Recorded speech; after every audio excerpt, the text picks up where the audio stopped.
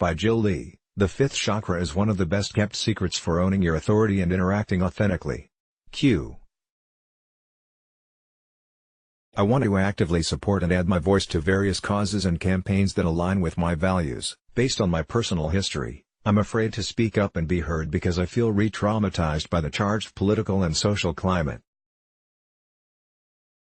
How can I raise my voice, own my point of view and perspective, and let go of the triggers that derail me from engaging authentically?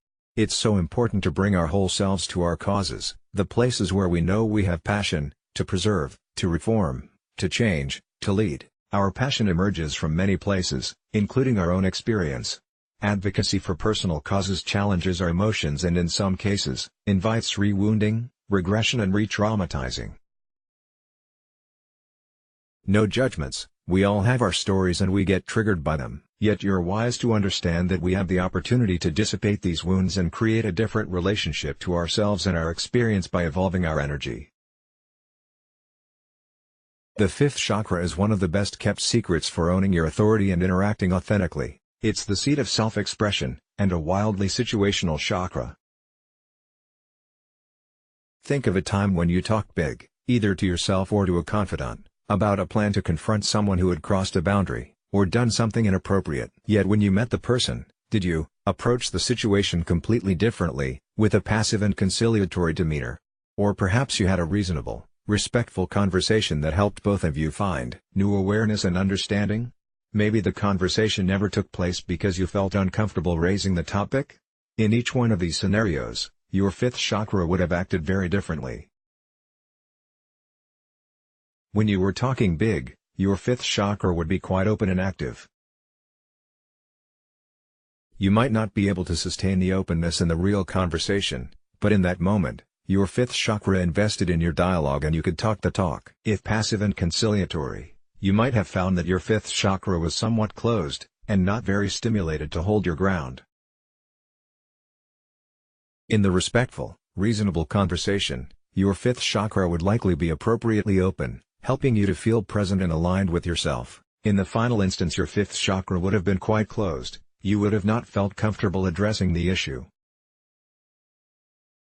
If there's a traumatic or triggering story in your history overlaid onto a potential confrontation, or a personally important issue or cause, your fifth chakra could resonate with energy from the past trauma, rather than energy that is in the moment and contextual to the current situation. Here are 2 suggestions for evolving your relationship to your story and to owning your authentic voice and self using your observer and your fifth chakra.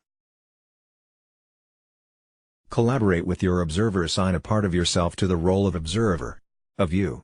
You can imagine that your observer is sitting at the corner of the ceiling in whatever room you're occupying. The observer is not a judge. It's a neutral collaborator.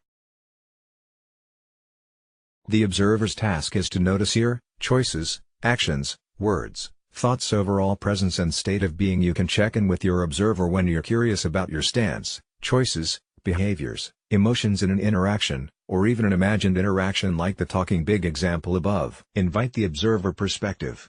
Some great questions to ask: was I engaging through current time awareness? What does my authentic self know about this moment and situation? What triggers were activated and need releasing? How available was my fifth chakra to support authentic awareness? Choose presence when you have the observer's perspective. Choose presence. In other words, choose the present moment rather than the activated energy of your past story. Take a few gentle, easy breaths. Inhale through the nose, exhale through the mouth. Drop your awareness out of your emotions, out of your thoughts, and into your energy field. You may experience sensation, feedback, or receive information as you connect to your chakras and aura. Invite the triggering, activating energies that resonate in the past to light up in your field. Imagine using your authentic fifth chakra to gather and release the lit up, triggered, activated energies into the earth for recycling. Bring fresh, golden cosmic energy through your crown chakra to replenish and refresh your fifth chakra's authentic energy and your entire energy field. We live in challenging times. There's a potency to the current social and political climate that feels threatening to many, regardless of where the individual stands on the spectrum of viewpoints and values. It's a powerful practice to bring our authentic selves to our interactions, to notice and release the energetic stimuli, the triggers, charge and emotional energy that derail our behavior in current time. May your fifth chakra help you lead and live authentically, through presence and giving ownership and voice to your perspective and truth. Let's block ads. Why?